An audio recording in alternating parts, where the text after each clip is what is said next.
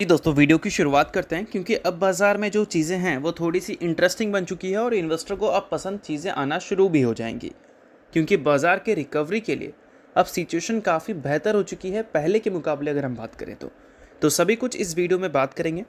But video को शुरू करने से पहले चैनल को सब्सक्राइब करके बेल आइकन को प्रेस कर लो और सेबी रजिस्टर्ड टेलीग्राम चैनल को भी ज्वाइन कर लो। उसका लिंक आपको डिस्क्रिप्शन में दिख जाएगा। और एक डिस्क्लेमर भी है, जो भी न्यूज़ एंड अपडेट्स कवर करेंगे वो सारी एजुकेशन पर्पस के लिए, किसी भी तरह का रिकमेंडेशन नहीं है, तो आप खुद का भी रिसर्च और एनालिसिस कर सकते हैं। तो चलिए दोस्तों, वीडियो की शुरुआत करते हैं। सबसे पहले बाजार को देख लेते हैं। लास्ट ट्रेडिंग सेशन बाजार में काफ़ी अच्छी तेज़ी हमें देखने को मिला था। 1.99%, ऑलमोस्ट 2% की तेज़ी निफ्टी ने दिखाई थी। अब निफ्टी ने तेज़ी दिखाई थी, इसके पीछे का सबसे बड़ा रीज़न था जियोपॉलिटिकल टेंशन, जो कि पहले के मुकाबले काफ़ी हद तक कम हो चुकी है। और इस वजह से लास्ट ट्रेडिंग सेशन एफआईएस की जो सेलिंग है वो भी हमें थोड़े कम ही देखने को मिले हैं। डीआईएस की तो बाइंग देखने को मिली थी 4,758 करोड़ की, बट एफआईएस की सेलिंग 800 करोड़ का देखा था। और जो नंबर 1000 करोड़ के ऊपर हर दिन रह रहा था वो अगर 1000 करोड़ के नीचे आया है तो मतलब बोल सकते हैं एफआईएस के लिए भी सिचुएशन थोड़ी सी फेवरेबल हो चुकी है। और एक सिचुएशन अगर और इंडिया के फेवर में चला जाए कि हमारा रुपीज़ थोड़ा स्टेबल हो जाए या फिर डॉलर के कंपैरिजन में थोड़ा सा रिकवर कर जाए, तो फिर इंडियन मार्केट के रिकवरी के लिए ये काफ़ी पॉजिटिव साइन होगी। अब ये सारी चीज़ों के बाद बात कर लेते हैं बाज़ार से रिलेटेड एग्जैक्ट क्या ऐसी अपडेट है जो कि बाज़ार को रिकवर करने का पोटेंशियल रखती हैं। तो पहली अपडेट ये है कि यूएस ईरान की जो वॉर है वो अब जल्द ही ऑफिशियली ख़त्म हो सकती है। पाकिस्तान के पीएम ने कहा है कि फाइनल टैक्स के लिए दोनों एग्री कर चुके हैं। इसका मतलब ये है कि जो भी बातचीत वगैरह है वो हो चुकी है। नेक्स्ट स्टेप रहने वाला है चीज़ें फाइनलाइज करने को लेकर, या फिर बोल सकते हैं जो इनके एमओयू हैं उनको बोल सकते हैं साइन करने से रिलेटेड। और यहाँ पर चीज़ें हमें ये भी देखने को मिल रही हैं ट्रम्प एडमिनिस्ट्रेशन की तरफ से कि ईरान जो है वो डील साइन कर सकता है आने वाले दिनों में। बट ये पूरी तरह से 100% सर्टन नहीं है, क्योंकि अभी भी नेगोशिएशन जो चल रही हैं उसमें यूएस ऑफिशियल का कहना है कि 80 से लेकर 85% चांस है कि ये एग्रीमेंट साइन हो सकता है यूएस और ईरान के बीच में। और ईरान के जो फॉरेन मिनिस्टर है उन्होंने बताया है कि ये एमओयू इतने करीब कभी भी नहीं पहुंचा है। तो मतलब काफ़ी हद तक पॉसिबल है कि ये वॉर अब हमें ऑफिशियली एंड होता हुआ नज़र आ सकता है। 10-15% ही चांस है कि ये वॉर यहाँ से खिंच जाए। अगर कोई दोनों देश की तरफ से नौटंकी देखने को नहीं मिली तो फिर काफ़ी हद तक चांसेस है कि ये वॉर यहीं पर ऑफिशियली एंड हो जाएगा। सो दोस्तों, फिलहाल रिजल्ट का पीरियड चल रहा है और रिजल्ट के पीरियड में हर कोई को अपनी कंपनी के रिजल्ट जानने हैं।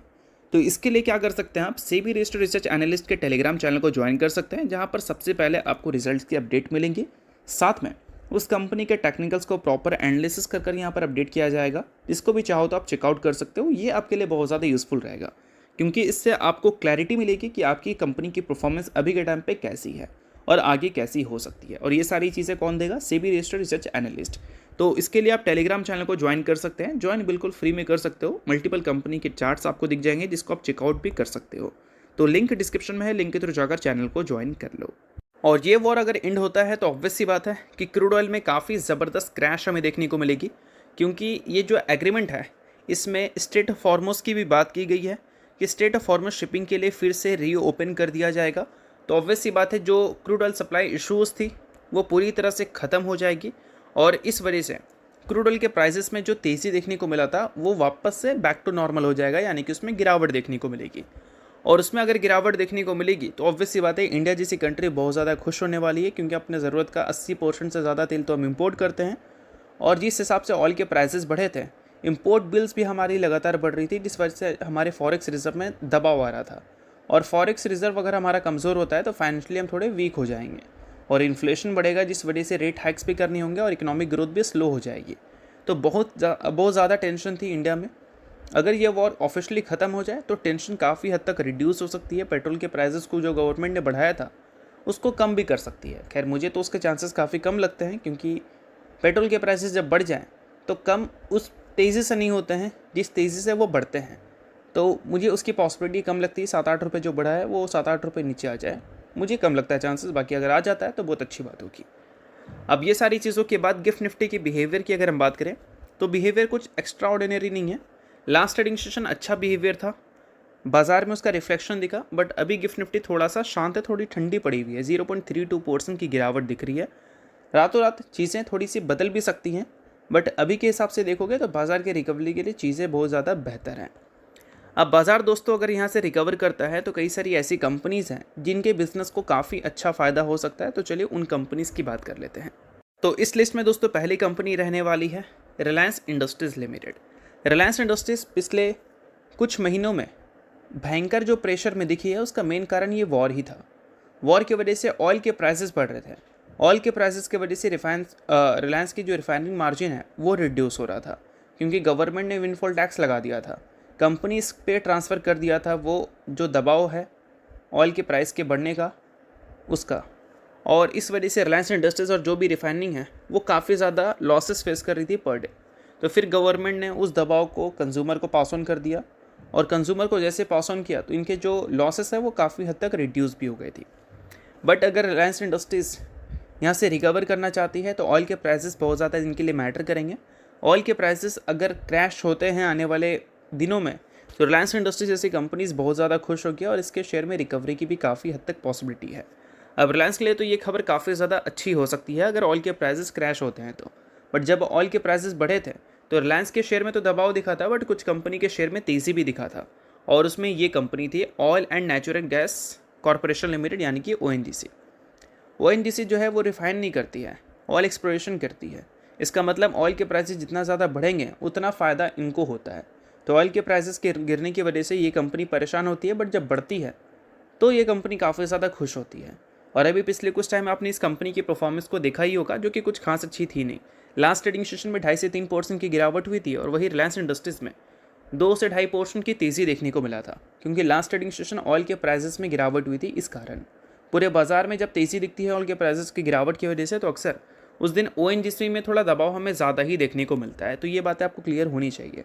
और ये वॉर ऑफिशियली एंड होता है तो कोई कंपनी को अगर सबसे ज़्यादा नुकसान होगा तो वो कंपनी यही होगी। बट ऐसा नहीं कि छोटी मोटी कंपनी, बहुत बड़ी कंपनी है भाई, हल्के मत लेना कंपनी को, बहुत बड़ी कंपनी है। बट सिचुएशन कंपनी के लिए अब उतना ज़्यादा फेवरेबल नहीं होगा, इस वजह से गिरावट या फिर प्रॉफिट बुकिंग हम देख सकते हैं इन कंपनीज़ में।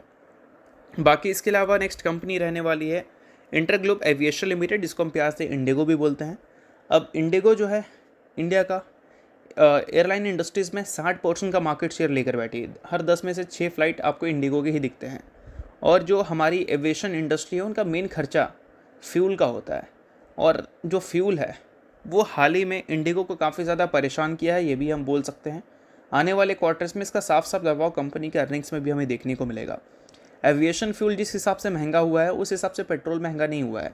तो एविएशन फ्यूल जो कि इंडिगो के लिए बहुत ही ज़्यादा इंपॉर्टेंट है, क्योंकि मेन खर्चा तो इनका उसी में जाता है, और वही अगर बढ़ जाए तो खर्चे कंपनी के बढ़ जाएंगे। तो इस वजह से इंडिगो भी वो कंपनी रह सकती है जो कि नेक्स्ट ट्रेडिंग सेशन खुश होगी अगर ये वॉर ऑफिशियली एंड हो जाता है। तो लास्ट ट्रेडिंग सेशन आपने 4.5% की जो तेज़ी देखा था वो भी इसी वजह से ही देखा था।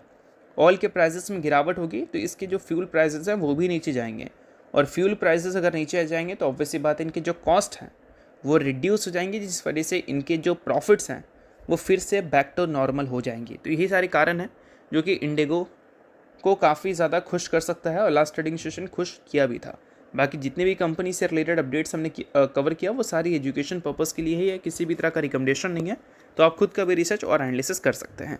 तो होप करता हूँ ये वीडियो आपको अच्छा लगा होगा। इंशाल्लाह लाइक कीजिए, पहली बार सब्सक्राइब कीजिए। वीडियो के लिए बहुत बहुत शुक्रिया।